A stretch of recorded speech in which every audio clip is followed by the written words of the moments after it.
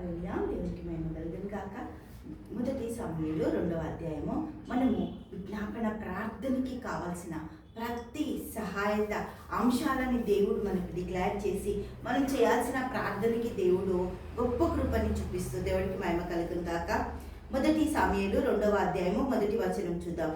మరియు అన్న విజ్ఞాపన చేసి ఇలాగ నేను నా హృదయము యెహోవా యందు సంతోషించుచున్నది, యెహోవా యందు నాకు మహాబలము కలిగెను.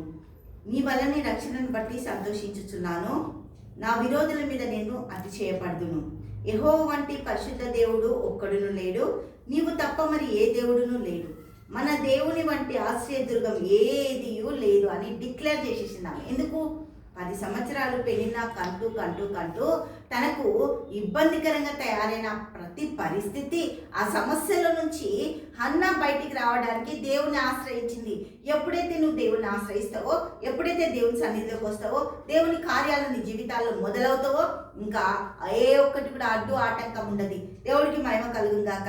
ఇక్కడ హన్నా ఒకటే ప్రార్థన చేసి, యెహోవా నాకు మహాబలము, బలహీనమైన నా ఒక గర్భాన్ని దేవుడు బలపరిచిండు, బలంగా మార్చిండు, అందులో నుంచి నాకు మంచి ప్రవక్తని అనుగ్రహించిండు అని దేవాది దేవునికి కృతజ్ఞతలు చెల్లిస్తూ దేవుని సన్నిధిలోకి ఆ బిడ్డని సమర్పించి తను ఒకటే అంటుంది, యెహోవా వంటి మహాదేవుడు ఎవరున్నారు? నా బిడ్డని పోషించే పోషకుడు ఆయన, నా బిడ్డని సంరక్షించే మంచి సంరక్షకుడు ఆయన, నా బిడ్డని కావలసిన ప్రతి తీరుతెన్నుల్లో తీర్చిదిద్దడానికి, నా బిడ్డకు కావాల్సిన మంచి జ్ఞాన వివేచన ఇవ్వడానికి ఆయన వంటి దేవుడు ఎక్కడున్నాడు? అసలు అటువంటి దేవుడే లేడు అని ఆమె డిక్లేర్ చేసి, యెహోవా వంటి పరిశుద్ధ దేవుడు ఒక్కడును లేడు, నీవు తప్ప మరి ఏ దేవుడును లేడు, మన దేవుని వంటి ఆశ్రయదుర్గం ఏదీ లేదు. యెహోవా అనంత జ్ఞానియగు దేవుడు, ఆయనే క్రియలను పరీక్షించువాడు. ఇంకను అంత గర్వముగా మాట్లాడకుడి, గర్వపు మాటలు మీ నోటికి రానియకుడి. ఎందుకంటే మనం ఏమి చేయలేము, ఏమి చేపలేము, ఏమి కూడా మన వల్ల అవ్వదు.